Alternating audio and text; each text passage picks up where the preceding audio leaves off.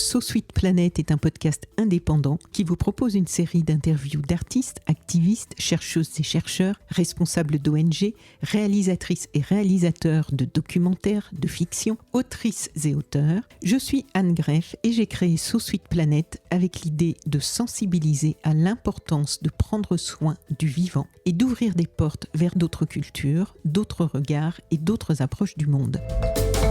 Aujourd'hui, sur So Sweet Planet, je vous propose un épisode consacré à une formidable ONG engagée pour un meilleur traitement des enjeux écologiques dans les médias. Son nom, Quota Climat. Depuis 3 ans, il réalise un travail colossal, indispensable, sérieux et d'utilité publique, puisque cela concerne notre survie à toutes et tous. Ils ont déjà réussi à faire bouger les lignes ici en France et même un peu au-delà. Nous allons voir comment. Ils proposent, ils alertent, ils corrigent, ils surveillent, ils agissent. Pour nous en parler, je reçois Luna Weimar, chargée de plaidoyer européen et international de Quota Climat, autrice du rapport international intitulé « Contre l'essor de la désinformation climatique, les médias sont des remparts indispensables ». Bonjour Luna, bienvenue sur So Sweet Planet. Bonjour Anne, merci beaucoup pour l'invitation. Je suis ravie vraiment de pouvoir mettre un petit coup de projecteur et faire un peu mieux connaissance avec vous, pour celles et ceux qui vous connaîtraient déjà. Et pour celles et ceux dans mes auditrices et auditeurs qui ne vous connaîtraient pas encore, eh bien, j'espère que ça va les inciter à vous suivre et à vous soutenir, à partager ce que vous publiez, parce que moi, je suis assez fan et j'attendais en fait avec impatience que de telles actions apparaissent. Donc, on va en parler un peu plus. Alors, Quota Climat, c'est une association qui est née en 2022 avec comme objectif de mettre le climat à l'agenda des médias. Notre secrétaire générale, qui est aussi cofondatrice de l'association, Eva Morel, a fait le constat en 2022 que parce que les médias parlaient très peu du rapport du GIEC à ce moment-là qui venait d'être publié, les politiques réagissaient et agissaient très peu sur le climat. Et donc c'est ce lien entre mise à l'agenda médiatique et action politique qui a vraiment permis la création de Quota Climat et tout ce travail sur le rôle que peuvent avoir les médias sur la transition écologique. Ça a été créé au départ, je crois, par 2 ou 3 personnes, hein, c'est ça ? Oui, 2 personnes, c'est ça. Eva Morel oui. Et Annelise Werner, qui étaient à ce moment-là toutes les 2 collaboratrices à l'Assemblée nationale. Ah, d'accord. Et ensuite, de ce que j'ai vu sur votre site internet, l'équipe quand même a monté en puissance. Vous êtes combien aujourd'hui, en permanent et en non permanent, pour qu'on ait une idée un petit peu, parce que quand on voit tout le travail que vous faites, j'imagine que c'est assez chargé pour tout le monde. Vous êtes combien et quelle est la moyenne d'âge ? Parce que c'est ça que j'ai trouvé assez enthousiasmant en voyant vos photos aussi. Ah ouais, on est une petite organisation avec des grandes ambitions, avec des grands projets. On est 4 aujourd'hui, avec une moyenne d'âge, je dirais, de 27 ans. Parce que notre secrétaire général, Eva Morel, et Jean Sauvignon ont presque 30 ans. Et aujourd'hui, on a Léonard Desmarcarian, qui est avec moi sur les enjeux de plaidoyer. Donc une petite équipe encore, mais qui va grossir, on espère. Oui. Pourquoi ce nom, Quota Climat ? Le nom Quota Climat, il est venu d'une idée qui est apparue juste après, disons, la création de l'association. C'était de mettre un quota sur les enjeux environnementaux dans la manière dont les médias pouvaient parler du climat, donc c'est-à-dire imposer un quota d'information environnementale dans les médias. À la base, c'était un titre un peu provocateur pour aussi, disons, faire parler de ce sujet. Il y a eu une tribune et puis une interpellation qui avait bien marché au moment de l'élection présidentielle de 2022. Oui, on va en reparler. Et ensuite, cette idée de quota, elle a été reprise dans la PPL qu'on a co-rédigée, donc la proposition de loi, qu'on a co-rédigée avec l'Institut Rousseau. Mm-hmm. Pour améliorer la qualité de l'information environnementale dans les médias, avec toujours cette idée que les enjeux environnementaux, c'est un enjeu structurel, existentiel, dont on devrait parler et entendre parler beaucoup plus. Aujourd'hui, on sait que ça stagne à 3% environ du temps d'information dans les médias audiovisuels. Oui. C'est peu, hein. C'est trop peu. C'est trop peu parce que si les citoyens ne sont pas informés sur ces enjeux, ils ne pourront pas prendre de décision éclairée dessus. Et donc, l'idée, c'est de rehausser le socle minimal d'information sur ce sujet-là. Oui, parce que dans ce que je lisais sur votre site, donc vous auriez comme objectif que soit dédié 20% de l'espace médiatique disponible aux enjeux de la crise écologique. Je lisais actuellement le dérèglement climatique et l'extinction du vivant occupent en moyenne donc 3%, comme tu viens de le dire, du temps médiatique, donc c'est quand même ridicule, hein. D'autant plus quand on lit que le Covid, c'est une grosse crise sanitaire certes, mais les enjeux quand même sont aussi très importants en termes de survie de l'humanité par rapport au climat et à l'extinction du vivant. Et je voyais sur votre site, le Covid a pu occuper jusqu'à 75% de l'espace médiatique. Donc quand même, vous avez une bonne marge de progression, hein. Ça, c'est sûr. Disons que il y a un premier élément de réponse on pourrait nous dire que la crise du Covid, c'était un moment très spécial, un moment d'urgence et aussi une crise conjoncturelle, donc qui ne, disons, rentrera jamais en compétition avec un enjeu structurel comme le dérèglement climatique, par ailleurs avec des enjeux de santé publique à l'immédiat énormes. Mais on peut se dire en fait, remarquer qu'à partir d'un moment où les médias en ont énormément parlé, où ça a occupé 75%, jusqu'à 75% du temps médiatique, ça a énormément infusé non seulement sur nos discussions interpersonnelles, mais aussi sur la mise en mouvement des politiques. Et donc, en fait, comprendre ce lien entre la manière dont les médias en parlent, le poids et la mesure que ça peut avoir dans l'agenda médiatique, et ensuite ce cercle ce cercle d'influence sur les politiques, il est très important aussi pour expliquer, nous, la concentration qu'on met sur les médias, quoi. Alors j'ai lu sur votre site internet, je cite, « Nous constatons une dissonance frappante entre les choix médiatiques faits aujourd'hui et le contexte d'urgence écologique dans lequel nous progressons.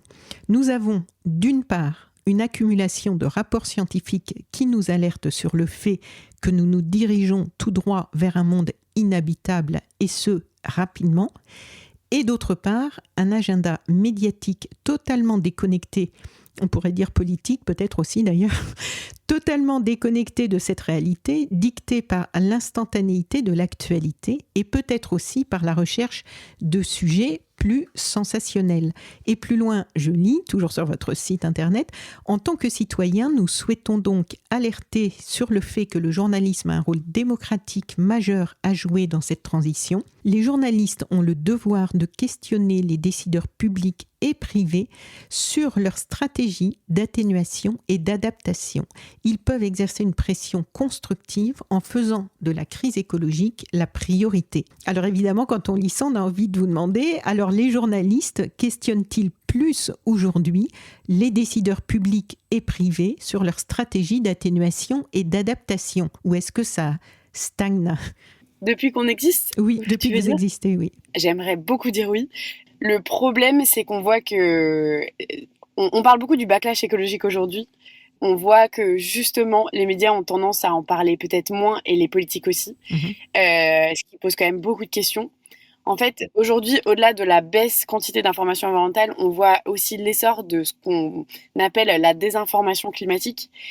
Et aujourd'hui, la désinformation climatique, on parle bien de la remise en question du consensus scientifique ou de la gravité du dérèglement climatique. Et on se penche beaucoup sur les réseaux sociaux, mais nous, on remarque avec notre veille qu'elle aussi commence à infiltrer les médias traditionnels. Et quand elle infiltre les médias traditionnels, elle se banalise, elle se normalise, et du coup, elle infuse dans l'opinion. Et aujourd'hui, exactement comme on l'a mis sur le site, en fait, on se rend compte que les médias sont touchés, mais que donc on a un gros risque de passer dans l'ère de la post-vérité, comme aujourd'hui ce qui se passe aux États-Unis. Oui. Mais aujourd'hui, ce qui est un problème peut aussi être une solution.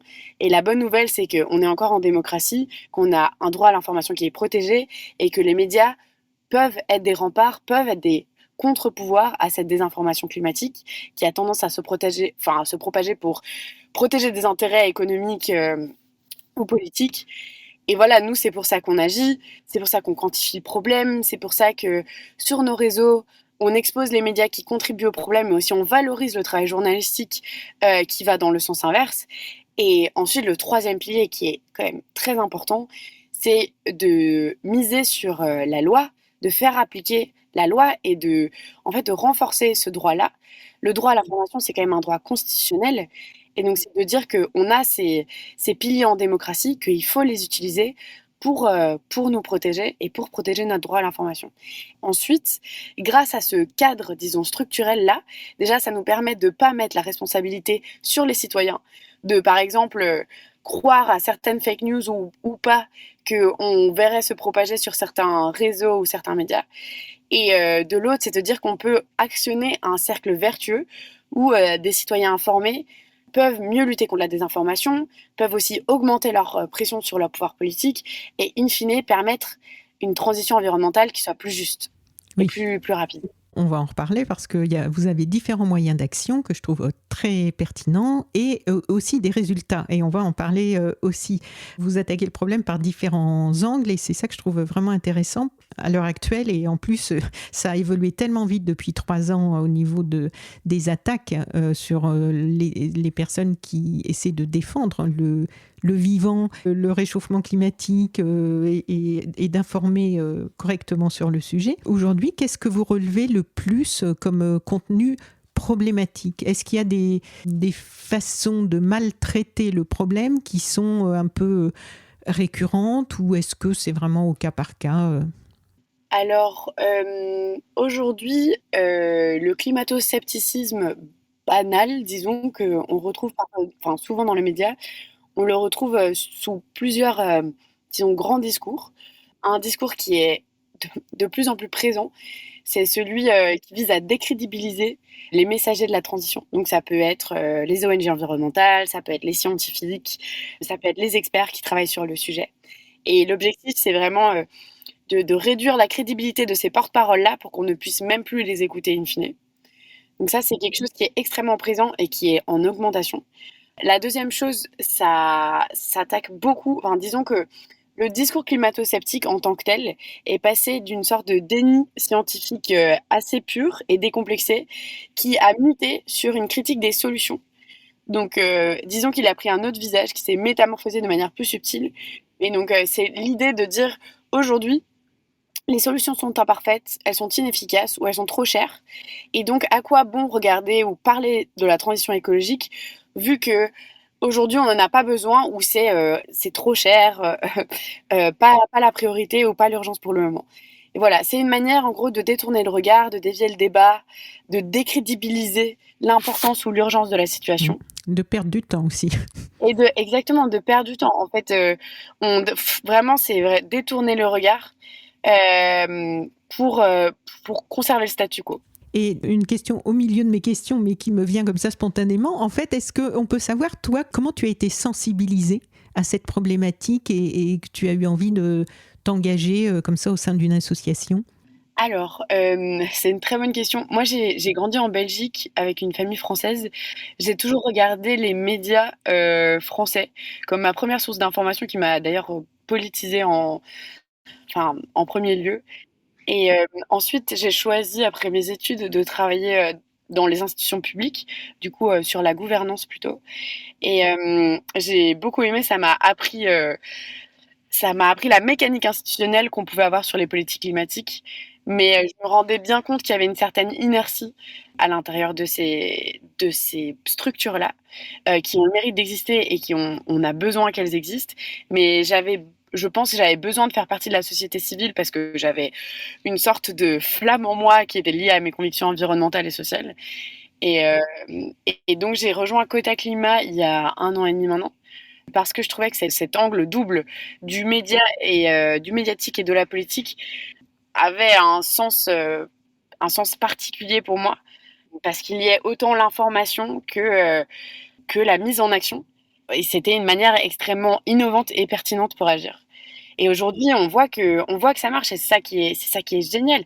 C'est que ça fait 3 ans, enfin, tu l'as dit au début de l'interview, mais ça fait 3 ans que l'ONG existe. Et en 3 ans, on a réussi à déplacer des montagnes. Oui. Donc c'est génial, il faut que ça continue. Oui.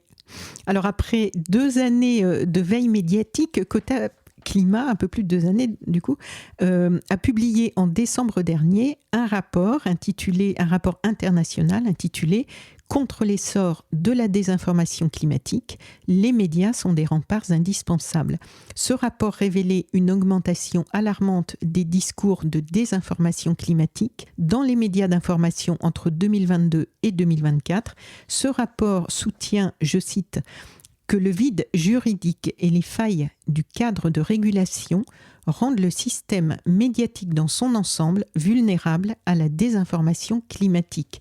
Le coût de l'inaction est clair, une paralysie démocratique, un risque de capture du débat public par des intérêts sectoriels, une désinformation industrialisée et un recul des politiques environnementales. Et ça, on y assiste bien, c'est terrible. C'est-à-dire des répercussions directes sur le pouvoir d'achat, des risques sanitaires non anticipés, des violences décomplexées envers les défenseurs de l'environnement, ça aussi on y assiste, un système d'assurance inadapté aux aléas climatiques, entre autres. Alors j'aimerais que tu nous dises quelques mots sur ce rapport international, parce que si j'ai bien lu, tu en es l'autrice. Il a été réalisé quand, avec quelles données, quels objectifs, quels résultats?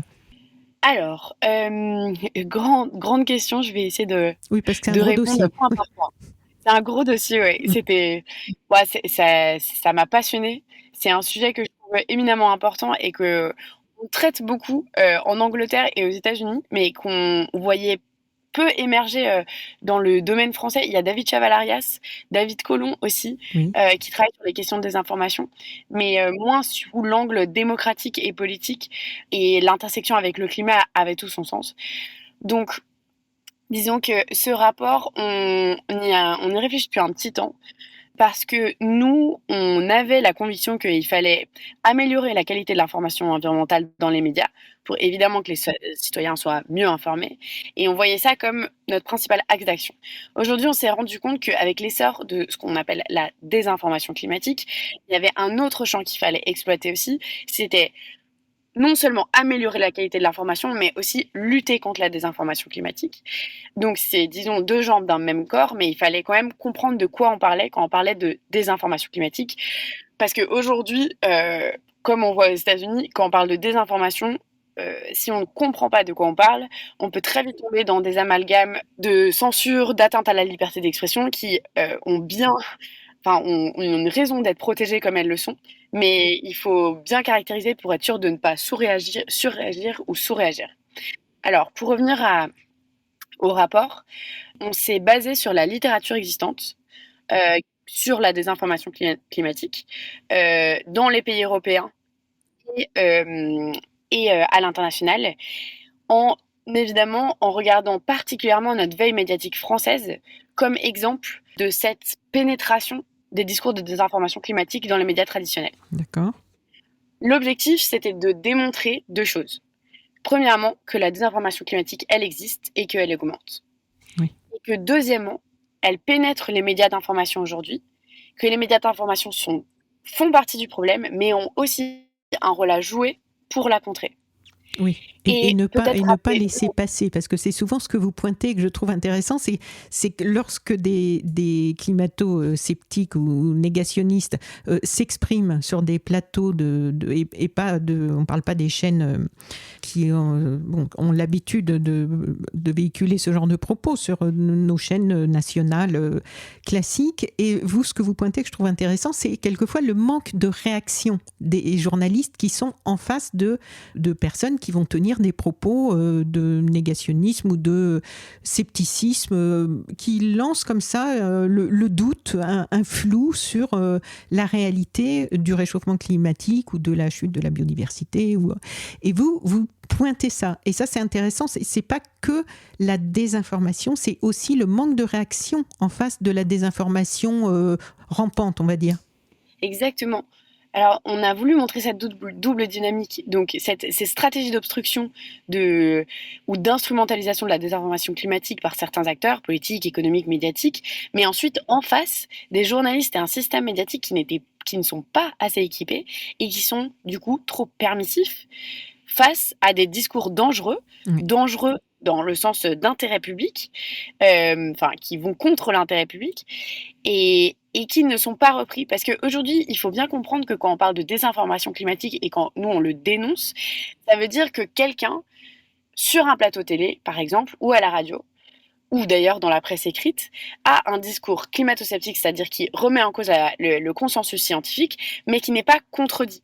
Et cette notion de contradiction, elle est très importante, parce qu'aujourd'hui, on ne peut pas interdire à quelqu'un de dire quelque chose, à part si il y a une contradiction journalistique en face, ce qui permettrait à l'auditeur, à l'instant T, d'être informé de tous les éléments et de savoir se recontextualiser. Voilà. Aujourd'hui, en fait, il faut juste peut-être savoir, parce que les auditeurs ont peut-être pas ça en tête et c'est bien normal, mais d'où est-ce qu'on vient, nous, Quota Climat, et ce qui nous a poussé à écrire ce rapport? C'est vraiment de se dire qu'après 3 ans de veille médiatique, on a vraiment vu cette augmentation des discours climato-sceptiques dans les médias d'information. Et ça nous a conduit à faire beaucoup de choses, non seulement les interpellations sur les réseaux sociaux, mais aussi des saisines, c'est-à-dire on a ce droit en tant que citoyen de saisir l'Arcom, donc l'Arcom qu'on peut appeler le gendarme de l'audiovisuel, voilà, dans un langage commun. On a fait 22 saisines à l'heure d'aujourd'hui. Il y en a 12 qui sont en cours d'instruction encore, mais il y en a 5 qui ont été jugées recevables, donc 3 par l'Arcom et 2 par le CDJM.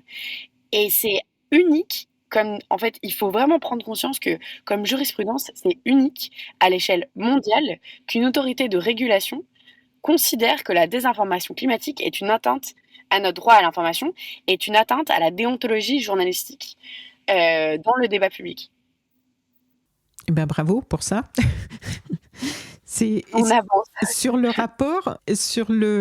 rapport qui est donc international, je me demandais, est-ce qu'on a des infos sur comment ça se passe un peu globalement dans les pays d'Asie? Parce on compare souvent les États-Unis, on parle souvent des États-Unis, de ce qui se passe en Europe. En Asie, comment dans les médias, est-ce que vous avez un petit peu de retour, de recul? Est-ce que c'est bien traité, mieux que ce que l'on fait ici, moins bien? Comment les informations concernant le climat passent? Est-ce qu'il y en a? Est-ce qu'il n'y en a pas du tout? Est-ce qu'il y a des pays en avance, d'autres qui n'en parlent pas? Je ne sais pas. Je pense par rapport à des pays comme l'Inde, parce que c'est quand même des populations énormes, l'Inde, la Chine. Ah oui, c'est sûr. En plus des pays émergents qui vont avoir une influence sur les politiques climatiques à venir énorme. Oui. Il faut savoir aujourd'hui qu'on n'a pas de données. C'est-à-dire qu'il n'existe pas de données sur l'ampleur de la désinformation climatique, que ce soit sur les réseaux sociaux ou dans les médias traditionnels. Pour une simple raison, c'est qu'on ne sait pas qu'elle existe. C'est une des raisons pour la rédaction de ce rapport. Ou alors on a cette ambiguïté qui laisse autant les politiques que les médias dans le flou. Et donc voilà, c'est une menace qui n'est pas prise au sérieux. En fait, quand on ne sait pas qu'on est malade, on ne sait pas comment se soigner, en gros. Oui. Et aujourd'hui, ce manque de données, c'est ce qui nous a motivés à créer l'Observatoire des médias sur l'écologie en France. Oui, on va en reparler. Oui, c'est super ça aussi. Hein. J'ai regardé votre vidéo de la soirée de lancement là, du mois de novembre. Oui, on va en parler. Et alors, juste pour en dire un mot maintenant, et avec plaisir pour développer après, mais c'était l'idée qu'il fallait absolument objectiver, c'est-à-dire dépasser notre intuition, en tout cas la concrétiser, mettre des chiffres dessus, pour concrétiser le fait qu'on avait une carence, donc un manque d'informations environnementales comparé aux enjeux que ça représentait. Et donc, il fallait absolument l'objectiver, donc le concrétiser, pour ensuite le prouver et passer à l'action. On a des données grâce à l'OME, à l'Observatoire aujourd'hui en France, en tout cas sur la quantité d'informations environnementales. Sur la désinformation, Quota Climat, il travaille. C'est quelque chose qui prend du temps, qui coûte cher au niveau des données. Et on y travaille non seulement en France, mais sur plusieurs pays pilotes, c'est-à-dire à l'échelle internationale. Aujourd'hui, on a l'Allemagne, la Lituanie, le Brésil, peut-être l'Afrique du Sud. Voilà, on essaye de former une sorte de consortium de pays sur lesquels on va pouvoir faire des analyses, comprendre quels sont les ressorts, quelle est la nature, quelle est la prévalence de la désinformation climatique. Et ce qu'il faut juste savoir en dernier, et je finirai par là, c'est qu'on comprend que la transition écologique et le dérèglement climatique sont le nouveau cheval de Troie de la polarisation sociale. Donc c'est plus seulement un enjeu de report des stratégies d'atténuation et d'adaptation, c'est un enjeu aussi stratégique, instrumentalisé politiquement et médiatiquement. Et donc, on est presque certain que ça va se retrouver partout. La question, c'est toujours sous quels angles et sur quel sujet, et ça, c'est très dépendant des contextes politiques, culturels, économiques, propres à chaque pays. Oui, et comme tu le disais, des citoyens mieux informés à partir du moment où on prend conscience de l'importance du sujet, que ce soit l'extinction du vivant, la chute de la biodiversité, le réchauffement climatique, et conscience des impacts sur l'humanité et son avenir. c'est sûr que ça implique, dès qu'on prend conscience, tout un tas de changements de comportement, un tas de changements d'attente, donc peut-être aussi des façons de voter différemment. Donc j'ai l'impression que cette radicalisation et cette augmentation des attaques contre tout ce qui peut aller vers un monde meilleur en termes de respect du vivant dans les années qui viennent. Et on voit là, c'est encore ces dernières semaines avec supprimer ou pas l'Office de la biodiversité, supprimer ou pas, enfin toutes les aides, l'agriculture bio, des attaques très violentes. Moi, j'ai eu l'impression qu'en fait, à partir du moment où des organisations comme vous et d'autres ont commencé à faire comprendre d'une façon de plus en plus pertinente et en touchant de plus en plus de gens ces enjeux-là, et donc avec le risque, parce qu'on avait vu au moment de la Convention citoyenne pour le climat, que des personnes qui n'étaient que très peu informées et donc très peu concernées, lorsqu'on leur amène une information intelligente, accessible, donnée par des experts, avec des constats indéboulonnables, les personnes, on l'a bien su, ça a bien circulé depuis cette information, pas mal des personnes sont devenues elles-mêmes ou activistes, ou se sont engagés. En tout cas, il y a clairement eu un avant, un après. Donc cette information, elle amènerait des modifications de comportement et elle remet en cause ensuite toute une façon de consommer, tout un système économique. Et évidemment que ça va remettre en cause aussi des personnes qui sont aujourd'hui assez puissantes et qui donc n'ont pas intérêt à ce qu'on évolue, et il y a un poids qui est mis pour contrer que ce soit le travail que vous faites, enfin tout ce qui est information. Et moi, quand j'ai commencé à m'intéresser à ces questions-là, on n'avait pas en face de nous autant de violence et autant de moyens de lobbying pour désinformer sur des choses qui nous semblaient juste tellement évidentes parce que scientifiques, parce que des données qui sont croisées par des scientifiques du monde entier. Et aujourd'hui, cette résistance à laquelle vous attaquez, elle est quand même assez phénoménale. En 3 ans, est-ce que vous avez vu une amplification de ce phénomène ? Oui, énormément. Disons que sous plusieurs formes, et c'est ça qui est aussi, je pense, très compliqué à communiquer pour convaincre aussi. En fait, aussi quand on se rend compte que le changement climatique, globalement, est le parent pauvre des politiques publiques, de convaincre ensuite sur l'importance de l'information environnementale pour la mise en mouvement d'une société. Voilà, c'est en plusieurs paliers, mais c'est de plus en plus compliqué d'attraper les gens. Après, en fait, ça relève, il faut faire comprendre que ça relève de l'évidence. Et aujourd'hui, j'espère que, et je pense que beaucoup de gens comprennent ça, c'est-à-dire que le dérèglement climatique aujourd'hui représente un risque. Donc, qu'on veuille y croire ou pas, les conséquences, qu'elles soient sanitaires, qu'elles soient économiques, qu'elles soient sociales, qu'elles soient géostratégiques, sont énormes, et on aurait à perdre de ne pas s'adapter et de ne pas agir. Donc aujourd'hui, l'information sur les risques, mais aussi les opportunités pour mieux agir, mieux réagir, mieux anticiper, elles sont primordiales.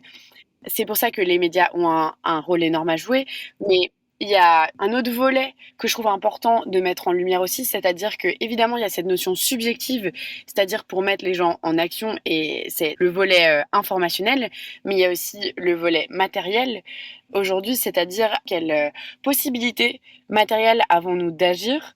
Et aujourd'hui, on est dans un sentiment, un moment de précarisation, si on parle que de la France par exemple, mais ça se voit à l'échelle mondiale, qui fait que en comparaison avec d'autres priorités, le climat perd parce que le pouvoir d'achat devient une priorité, la priorité clé, et ce qui est tout à fait normal et entendable. Voilà, en fait, aujourd'hui, l'idée c'est de ne pas mettre en compétition, c'est-à-dire de ne pas faire croire que c'est l'écologie contre le pouvoir d'achat, mais que c'est un moyen pour arriver à cette fin. Et c'est-à-dire que si on ne prend pas à bras-le-corps les enjeux environnementaux, on n'arrivera pas à rehausser le pouvoir d'achat, parce qu'on sera toujours soumis à des crises conjoncturelles qui seront liées à des aléas climatiques de plus en plus fréquents. En fait, aujourd'hui, l'agenda politique et médiatique fonctionne de manière compétitive, d'une certaine manière où certains sujets doivent être montrés comme prioritaires et d'autres non, pour qu'ils reçoivent une certaine attention et ensuite des investissements conséquents pour agir dessus. Aujourd'hui, l'idée, en fait, c'est de faire comprendre Évidemment, la transition écologique est un enjeu transverse, c'est-à-dire qu'elle doit infuser dans tous les domaines et de toute façon, elle aura des répercussions sur tous les domaines. Mais pour ça, on doit avoir un niveau, une quantité d'informations qui soit suffisante pour comprendre comment, elle se répercute, c'est-à-dire les conséquences, mais aussi comment elle solutionne ces problèmes-là, ces problèmes sectoriels-là.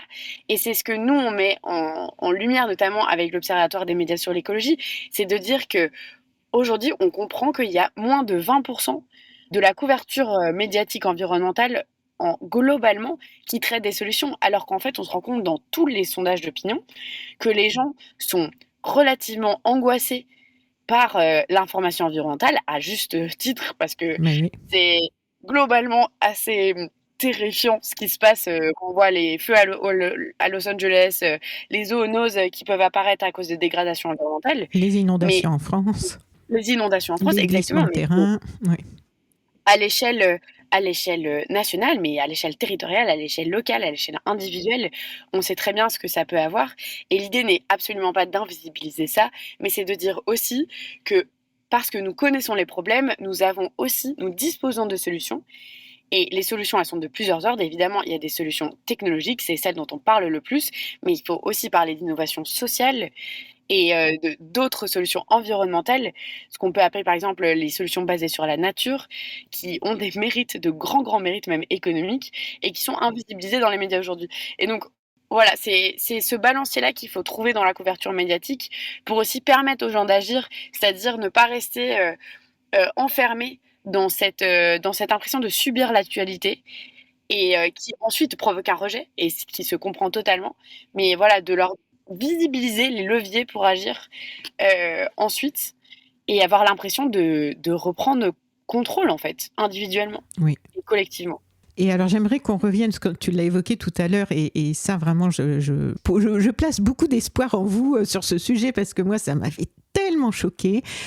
Quota Climat donc a aussi été à l'origine de la mobilisation #dernier débat, qui avait vocation à interpeller les deux modérateurs du débat de l'entre-deux tours, Léa Salamé et Gilles Boulot, journalistes de France 2 et TF1, aux côtés d'une vingtaine d'associations. Vous avez lancé cette mobilisation. Est-ce que tu peux nous réexpliquer un petit peu ce contexte et sous quelle forme ? Parce que moi, je dois dire qu'à l'époque, j'ai été tellement dépitée, comme plein d'autres personnes, de voir des interviews politiques où on nous faisait défiler les potentiels futurs présidents ou présidentes de notre République sans les interpeller sur ce sujet. Mais alors, c'était tellement en dehors des radars, et ça l'est toujours. C'est ça que je trouve incroyable, ça l'est toujours. Donc, j'aimerais que tu nous dises quelques mots de ce qui s'est passé à ce moment-là, des résultats que vous avez eus, parce qu'il y a eu des résultats, donc ça, c'est quand même très important de le mentionner pour que l'on comprenne que ce que vous faites, c'est important, que c'est important de soutenir et aussi de réclamer ce droit qui est le nôtre, de savoir ce que nos politiques nous mijotent, nous préparent et surtout ne nous préparent pas dans leurs agendas pour traiter de ces questions-là. Oui, alors la mobilisation #dernier débat, c'était en effet pour mettre la pression et pour, du coup, sur les deux journalistes, Léa Salamé et Gilles Boulot, au moment du débat entre les deux candidats. Et donc de mettre à l'agenda cette question-là, en fait, c'est Pour les juste présidentielles, donc. voilà, pour les présidentielles, exactement. Donc, quand même un moment démocratique extrêmement fort, extrêmement important, où on a besoin d'une direction sur politique et une prise de position sur ces sujets-là. Et aujourd'hui, c'est toujours partant de la même conviction que les journalistes et les médias ont un rôle performatif sur l'action publique, sur l'action politique. C'est-à-dire qu'en mettant des sujets sur la table, ensuite, les politiques sont obligés non seulement d'y réfléchir, mais ensuite de réagir parce qu'ils prennent, disons, position et ensuite prennent des engagements. Donc, c'est cette cause à effet-là qui est quand même extrêmement intéressant.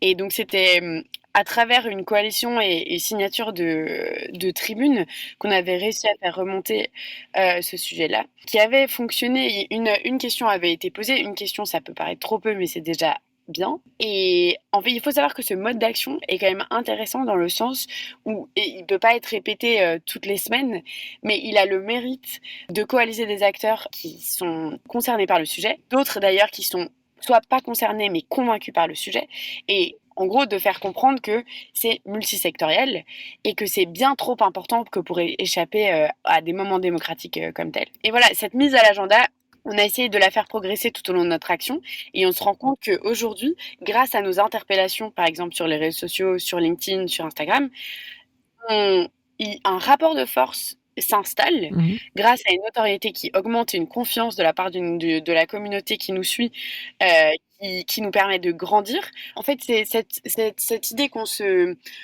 on se présente comme vigie citoyenne qui est épaulée non seulement par des experts de la transition écologique, mais aussi des questions sociales, de gouvernance politique, et ensuite de journalistes avec lesquels on travaille au quotidien, et avec cette demande vraiment d'intérêt public qu'aujourd'hui l'environnement devrait plus infuser les débats médiatiques parce qu'elle nous concerne tous. Oui. Et tout simplement, voilà, cette demande-là et qui avait porté, donc on est toujours ravis de savoir qu'elle a porté à un moment donné, mais ce que je voulais dire par rapport à l'action de long terme, et c'est aussi une des réflexions qu'on a chez Quota Climat, c'est qu'il faut s'assurer qu'on ait une action suffisamment systémique, c'est-à-dire axée sur tous les leviers d'action sur lesquels on peut miser pour opérer des changements structurels. Et c'est-à-dire que ce ne soit pas uniquement des demandes de la société civile qui soient répétées, qui fassent un effet soufflé, mais ensuite qui redescendent car la personne concernée n'est plus là ou parce que d'autres priorités conjoncturelles y font de l'ombre, mais parce que des changements dans la loi, dans les pratiques, dans les esprits, dans les pratiques médiatiques, en fait, se sont ancrés en raison de leur légitimité et en raison d'un compromis démocratique qui s'est suffisamment installé pour que ça fasse consensus. Alors, vos actions, donc, elles sont pertinentes, elles sont bien structurées. Si tu veux bien, on va explorer quelques-uns, mais assez rapidement parce que tu en as déjà évoqué plusieurs. Donc, nous allons explorer les moyens par lesquels vous réussissez à avoir de l'impact. On peut citer les interpellations. Alors, tu peux nous rappeler, voilà, de quoi s'agit-il ? Moi, c'est par ça que je vous ai connu, en fait, sur les réseaux sociaux. Alors, les interpellations, ça consiste à décrypter au quotidien, c'est vraiment tous les jours, des pratiques médiatiques qu'on considère soit constructives pour une meilleure compréhension collective des enjeux environnementaux, ou alors négatives, c'est-à-dire contre-productives, pour, disons, avancer collectivement sur la transition écologique. Et donc, aujourd'hui, ce qu'on essaye de faire tous les jours, c'est d'exposer globalement les médias qui contribuent à une défiance, à une désinformation sur les enjeux écologiques, et par ailleurs valoriser le travail journalistique fiable et extrêmement informé sur le sujet. Donc, pour que ce soit plus concret pour tout le monde, c'est vraiment soit une séquence TV, soit un article qui est globalement lié aux enjeux environnementaux et qu'on va décrypter avec une analyse éditorialisée et informée. Surtout, on consulte toujours des experts pour le faire sur un certain sujet pour savoir le recontextualiser et pour savoir qu'est-ce qu'il apporte au débat public et qu'est-ce que le fait qu'un média le mette à l'agenda et pose les questions aux politiques, voilà, en quoi ça contribue à faire avancer la transition ou au contraire à la ralentir. En fait, il y a combien à peu près en moyenne par jour, un post par jour ou plusieurs ? Ça dépend de l'actualité, évidemment, j'imagine. Ça dépend de l'actualité, ouais. On essaie de réagir au mieux et le plus vite, évidemment. Mais c'est tous les jours, normalement. Oui, tous les jours. Et puis, on s'attache vraiment à observer un problème, disons, observer une thématique qui a été reprise par un média, mais ensuite essayer de recontextualiser dans un système médiatique et avec une réception citoyenne et de comprendre comment le sujet a été cadré et quel effet ça aura dans la compréhension et dans le débat public par ailleurs. Et donc, positif ou négatif, mais on essaie vraiment d'avoir cette prise de vue qui soit plus systémique, disons comme ça, structurelle, plutôt que d'invectiver des personnes, de blâmer des journalistes en tant que tels, parce qu'on est bien au courant de tous les obstacles éditoriaux, organisationnels, structurels qu'il peut y avoir dans des rédactions pour s'intéresser aux enjeux environnementaux, mais on regarde ça dans sa globalité pour comprendre quels sont les enjeux dont on a parlé, dont on n'a pas parlé, Et ensuite, quel rôle le média joue dans la transition écologique, dans la mise en mouvement avec ce message-là. Et les résultats sont nombreux parce qu'il y a déjà plus de... Quand même, vous êtes une association récente, puisqu'on l'a dit, à peine plus de 3 ans. Déjà plus de 70 000 personnes vous suivent. J'ai vu sur LinkedIn. Moi, je vous suis sur LinkedIn et sur Instagram. Et on voit que ça suscite beaucoup de réactions, de partages. Comment réagissent les médias quand vous les pointez ? Alors, on a des très bonnes relations globalement avec les médias. On travaille, enfin, les médias, c'est très large, mais avec les journalistes, je pense que notre travail est globalement compris parce que le sujet environnemental, en tout cas, dans des médias traditionnels, ne fait pas trop débat, même s'il n'est pas assez exploité, disons-le comme ça. On déplore et on redoute le fait que certains médias aujourd'hui s'en prennent de la distance et l'instrumentalisent pour le rejeter à des fins idéologiques. Donc ça, on rentre dans un autre champ.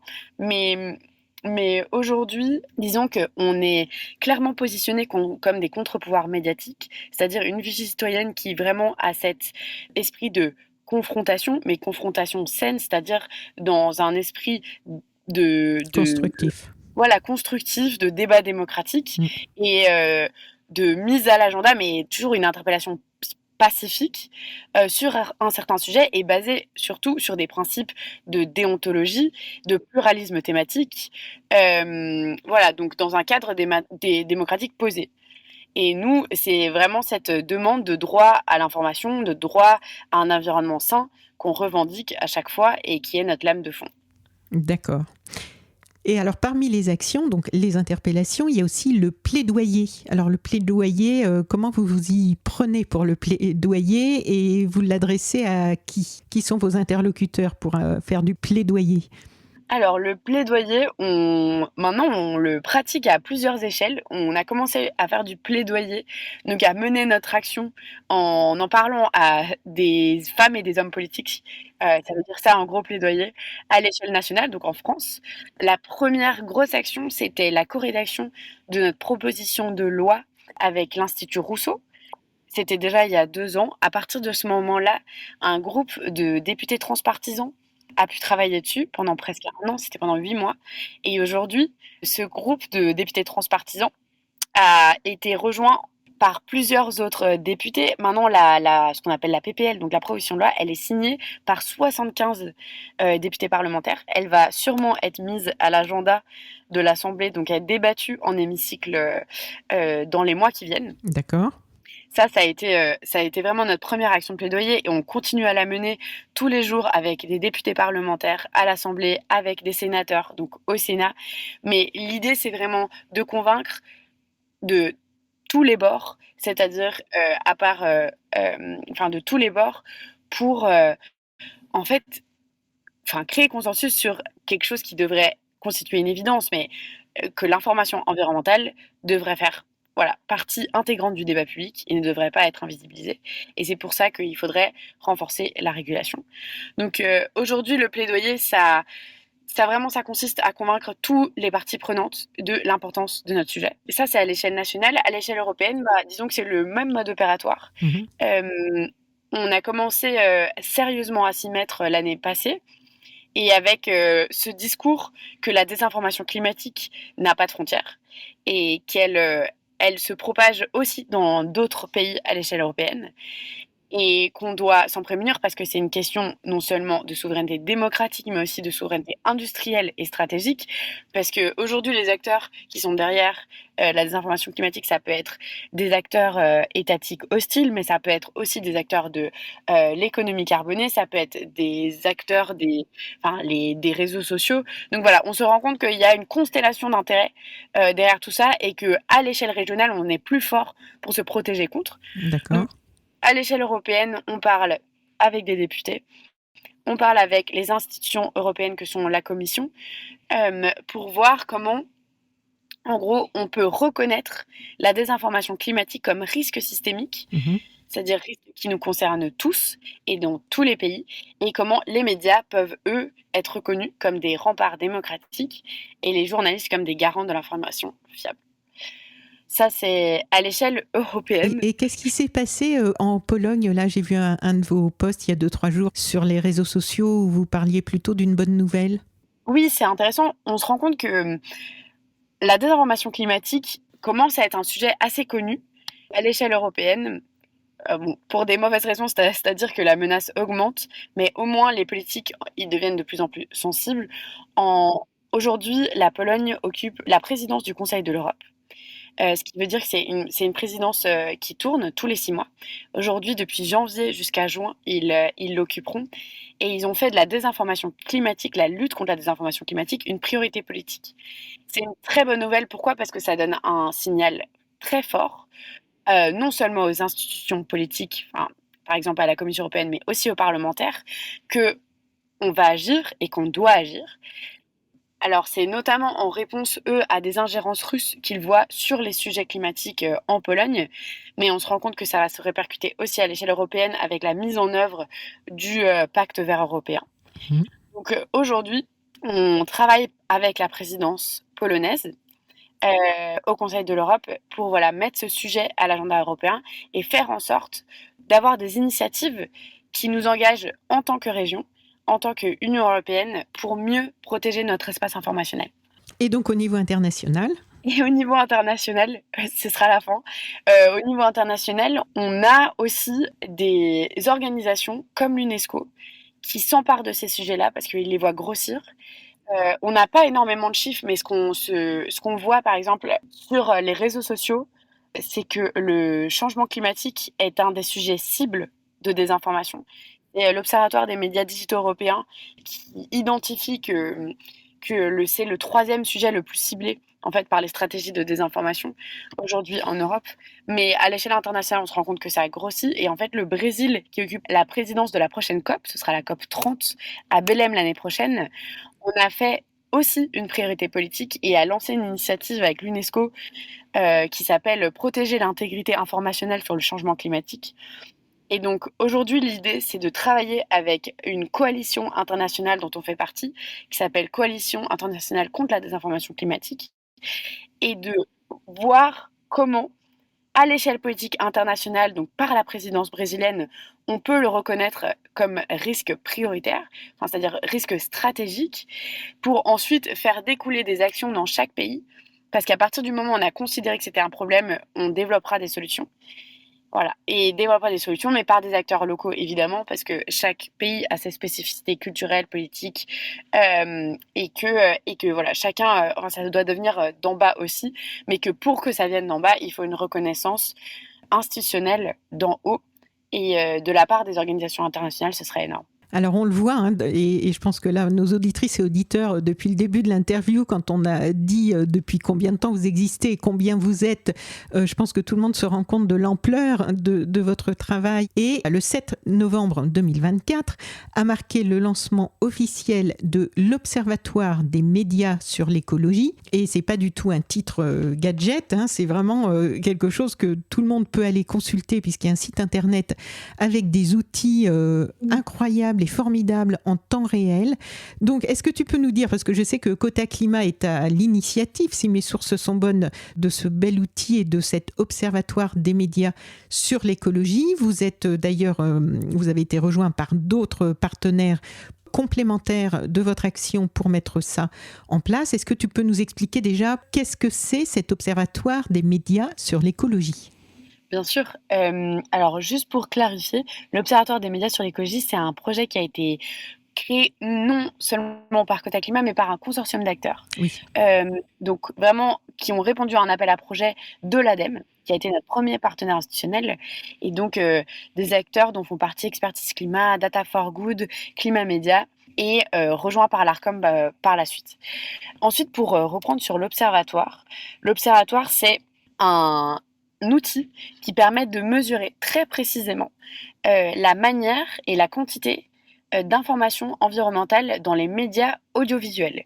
Je précise sur audiovisuel parce que aujourd'hui, dans l'étape 1 du projet, on a uniquement les médias d'information. Donc, ça veut dire les chaînes d'information, enfin les moments d'information les plus écoutés dans les chaînes TV et radio. D'accord. Donc, la presse écrite viendra dans un second temps. Mmh. on espère dans la phase 2 du projet. Et l'objectif, c'était vraiment de mettre un chiffre sur cette intuition qu'on a tous. On a tous un oncle à Noël qui nous dit qu'on parle déjà trop d'écologie, qu'on en entend sur tous les plateaux, sur toutes les émissions radio, et on ne sait pas trop comment répondre parce qu'on n'a pas de chiffre à la clé. Nous, on avait cette intuition qu'elle était extrêmement basse. Aujourd'hui, cet outil permet de concrétiser ça. Et ça permet non seulement aux citoyens qui ont désiré de savoir quelle chaîne écouter pour mieux s'informer sur les enjeux écologiques, de savoir où se diriger, mais ça permet aussi aux médias d'utiliser cet outil comme outil d'amélioration de leur programme, de monter en compétences, de voir aussi où leurs concurrents y sont sur les enjeux environnementaux et puis ensuite sur les responsables politiques. Pourquoi ? Parce que on a aujourd'hui des écarts assez importants qui se creusent entre des médias de référence, entre par exemple CNews et France 2, sur la quantité d'informations environnementales. Et c'est un problème, pourquoi ? Parce qu'on arriverait dans un scénario américain où on a une polarisation telle qu'on ne pourrait plus avoir de débat collectif sur les enjeux environnementaux parce qu'on aurait des socles d'informations trop différents. Donc, pour revenir à l'Observatoire, si vous allez sur le site, vous allez avoir ce grand chiffre qui vous permet de connaître le pourcentage de temps en fait que les médias audiovisuels consacrent aux enjeux environnementaux. Les enjeux environnementaux, aujourd'hui, on a inclus la crise climatique, la crise de la biodiversité et l'érosion des ressources. Mais ça permet aussi de suivre de quel secteur on parle. C'est-à-dire, est-ce qu'on parle plus d'agriculture, du bâtiment, de l'industrie, et de quelle partie, c'est-à-dire des causes, des conséquences ou des solutions.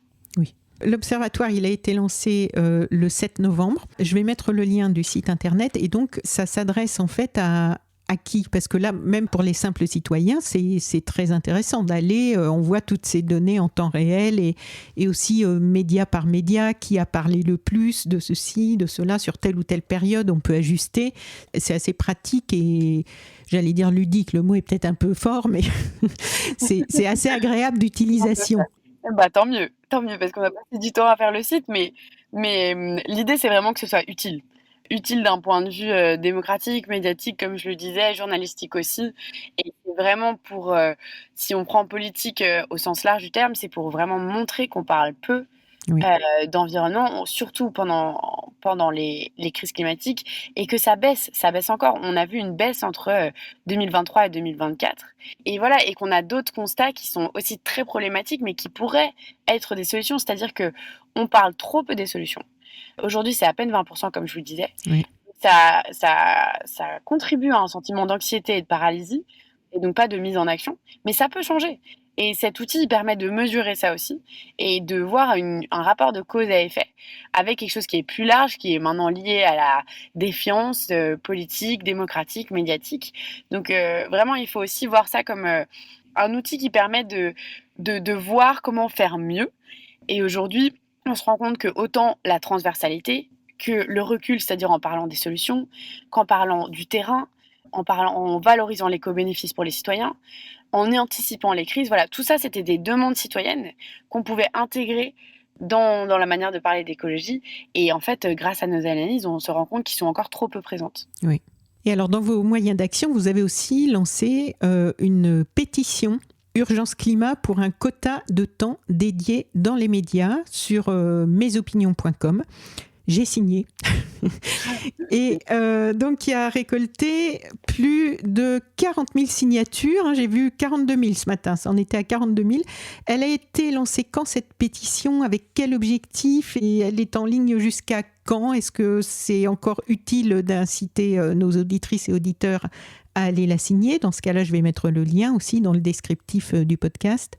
Alors aujourd'hui, vous pouvez toujours la signer. On se base moins dessus maintenant pour notre plaidoyer parce qu'on se concentre beaucoup sur la proposition de loi qui sera débattue de manière démocratique avec tous les parlementaires en assemblée.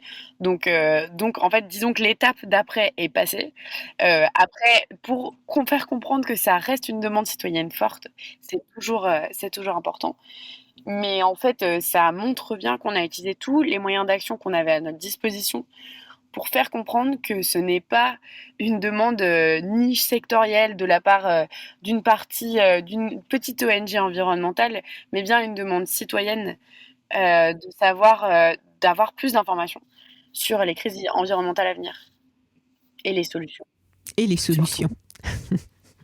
Exactement. Bon, est-ce qu'il y a des choses dont on n'a pas parlé qui seraient importantes de mentionner avant de terminer cette interview? Je pense qu'on a fait quand même le tour de la question. Moi, ce que je pourrais juste dire à la fin, c'est que aujourd'hui, on sait qu'on vit dans un monde où, disons, les règles de demain se définissent aujourd'hui et que du coup, on ne peut pas rester passif à la menace auquel on fait face, la menace de désinformation climatique qu'on perçoit. Et donc, répéter que la passivité n'est pas une option et que les médias font partie de la solution, sont nos garde-fous démocratiques, nos garants, nos contre-pouvoirs et qu'il faut miser dessus. Et que notre action, elle vise à démontrer ça tous les jours. Eh bien, bravo. Et en plus, je dis félicitations, mais surtout merci, parce que moi, j'attendais avec impatience que ce travail soit fait, que des personnes s'en emparent et des citoyens et le fassent bien et se mettent en réseau avec d'autres protagonistes, que ce soit des scientifiques, des journalistes, toutes les personnes qui ont à cœur, qui ont conscience déjà de l'urgence dans laquelle nous sommes et qui ont à cœur de faire évoluer intelligemment, pacifiquement, si possible, ce sujet pendant que c'est encore possible. Donc merci beaucoup à toi, à toute l'équipe qui travaille avec toi. Je vais mettre dans le descriptif du podcast le lien vers votre site internet, bien sûr, vers le site de l'Observatoire des médias pour l'écologie. Et puis aussi, je vais mettre les liens vers votre compte Instagram. On peut aussi vous suivre sur LinkedIn. Et c'est important parce que de relayer, partager pour mieux informer, pour montrer que nous sommes nombreux et que nous ne voulons pas céder à cette désinformation et qu'il faut quand même ne pas laisser trop la place à des contenus qui sont une menace pour nous tous. Voilà, on va continuer comme ça. Un grand merci pour l'invitation. Merci beaucoup. Je te souhaite une bonne continuation. Je vous souhaite une bonne continuation. En tout cas, bravo déjà pour tout ce travail. Merci à toi. Au revoir. Si ce podcast vous a plu, n'oubliez pas de me mettre une bonne note sur votre application de podcast, par exemple 5 étoiles sur Apple Podcast, et de me laisser un petit commentaire. Ça, vous pouvez aussi le faire sur Spotify maintenant. Sauce Suite Planète, c'est un site et un podcast indépendant. Merci donc de soutenir mon travail à partir de 3 € par mois sur Patreon. Vous trouverez le lien dans le descriptif de cet épisode.